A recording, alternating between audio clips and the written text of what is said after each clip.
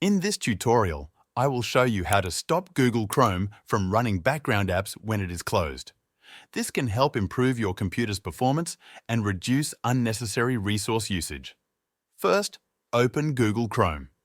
If it is already open, make sure you are on the main browser window. Look at the top right corner of the Chrome window.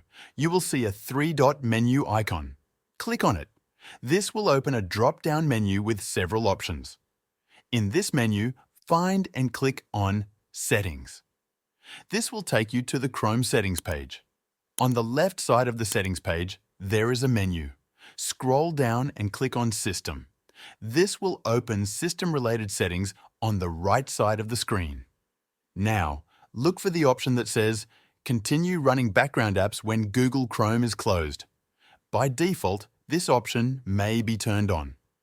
To stop Chrome from running background apps, click the toggle switch next to this option. When the switch is in the off position, background apps will no longer run after Chrome is closed. Once you have done this, you can close the settings page. Chrome will now stop running background apps when you exit the browser. That's it. This simple change can help free up system resources and make your computer run more efficiently. Thank you for watching.